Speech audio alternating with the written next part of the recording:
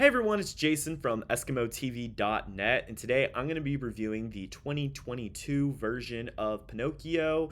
If you prefer to read my review, you can check that out at EskimoTV.net.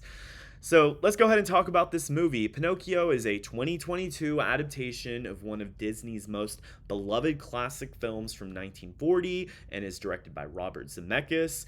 This will be premiering on Disney Plus Day, September 8th.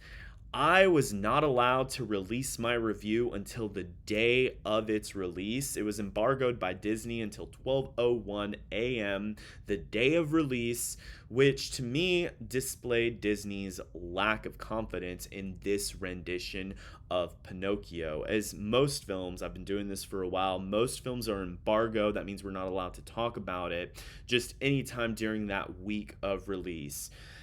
Maybe a few days before the release. It's very rare that a film will be embargoed until the day it drops. And usually when that happens, it's because the studio's not confident in it and they don't want bad press to break.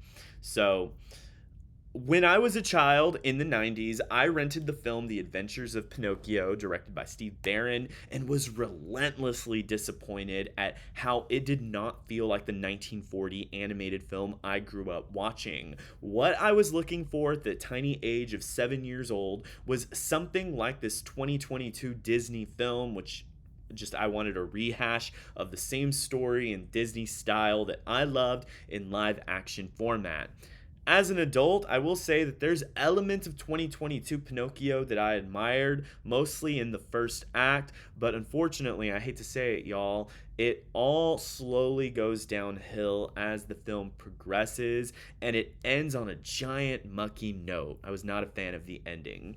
Kids may appreciate the recreation of the story, but the animated 1940 film will always be superior. Just a little quick synopsis. Geppetto's played by Tom Hanks. He's a toy maker, a clock collector. He builds a puppet that he names Pinocchio, voiced by Benjamin Evan Ainsworth, and he wishes that one day he'll be a real boy. The Blue Fairy is played by Cynthia Erivo, and she brings the still life puppet to life and says he will become a real boy if he proves himself to be brave, truthful, and unselfish.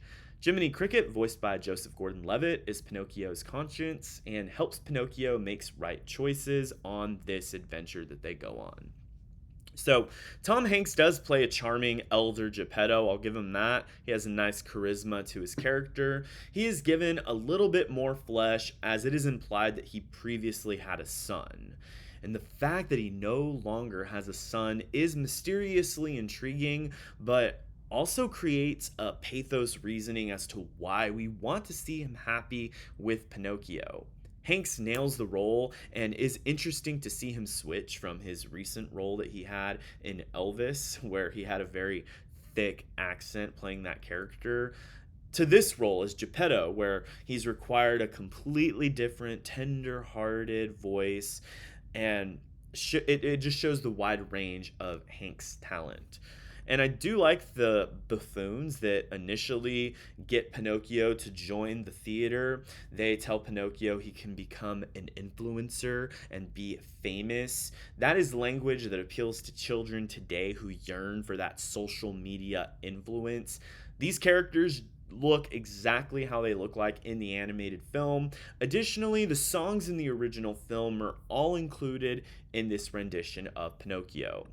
There's many critics who will say Disney should not be recreating their classics. Why reinvent the wheel if the original film is already a beloved classic? And I understand their point, but I don't wholeheartedly agree with it. If you've ever gone to see a Broadway adaptation, a play, or a musical that was based on a film, the reasoning is because you want to see that story you love presented in a new art form. These live action remakes are essentially the same thing. We are seeing the same story be presented in a new art form. My problem is not the decision to translate the film to live action, but particularly with Pinocchio, it's such a hokey story that lent itself more to an animation medium than live action because of the outrageous events that occur, from public puppet show that's completely over the top, Pinocchio's growing nose, and a giant sea monster that swallows a family, it's hard to do all of those things in live action format. The set decoration is gorgeous, and the cinematography by Don Burgess is eye popping. Despite a few scenes being very dark and difficult to see, the lush colors of the small folk town, Pleasure Island, and the sea are all aesthetically pleasing and composed in a very delightful manner. You have some good talent behind this film. The clocks in Geppetto's home are interesting as you'd expect, but in this modern version, they incorporate Disney characters such as Woody and Bullseye from Toy Story, Snow White and the Evil Queen, and Maleficent from Sleeping Beauty. These are all characters that you'll see if you pay close attention that are all highlighted within Geppetto's clocks. The CGI does have some eyebrow raising moments, mostly in Pleasure Island. While it would be difficult to translate what was done in the animated film, they try their best, but it still comes off as incredibly fake. Pinocchio looks fabulous. I like that they went with the similar style that he had in the animated film. Particularly, I like the subtle detail of the wood pattern amongst his body. It truly made me feel like he was made from pine wood. It's Pinocchio's eyes that don't always ring true because the rest of the body is so wooden-like. The animated rich blue eyes conflict with how the rest of the body looks. What makes this movie suffer tremendously, the main reason why I couldn't get on board with it, is the new characters and the new music slow down the pacing tremendously. The new songs in this film are all completely forgettable. The opening song by Geppetto does add flesh to Geppetto's character, as I mentioned earlier, but it's not catchy or memorable as far as the tune or the lyrics. The other new songs are even worse, as they don't add depth to any important characters, nor are they going to be winning any awards for Best Original Song. One is a song sung by Cayenne Lamaya, who plays a girl named Fabiana. She's a puppeteer who befriends Pinocchio. While she is a nice friend, her character is never given much depth and feels unnecessarily shoved into this film. Even worse is a song sung by the man who takes the children to Pleasure Island. We never see this guy again, but have to endure a song before the kids arrive at Pleasure Island. There's a few small story choices that also bothered me. Pinocchio makes it to school but is kicked out by the teacher, who just shouts from the building as he kicks Pinocchio out. School is for real children. And it makes me wonder if this was a real life circumstance, why Geppetto never ensured that Pinocchio attending school would be appropriate, or at least walk with him to school. And obviously, I feel like the real reason is we wouldn't have a good movie, right, if Geppetto did something like that. And that's why I think the animated spin on this, where Pinocchio simply never shows up, was a way better story choice. In the cartoon, it doesn't really look odd, but in this film, it is so laughable seeing Geppetto walk around this thundering town with his goldfish Cleo and his adorable little kitty Figaro. They're waltzing around the town shouting, "Pinocchio!" and it's thundering. In an animated film, it was kind of heartbreaking because you see like characters walking around with their pets. It's an animated film, it doesn't look odd. But in this film, it just looked weird because it's a real life action remake, and you just don't see an elder person with their two pets, a fishbowl, walking around in the rain. And that was just one of those things that I didn't think translated well from animated to real life. And it just shows how committed they were in that essence to copying the original animated film.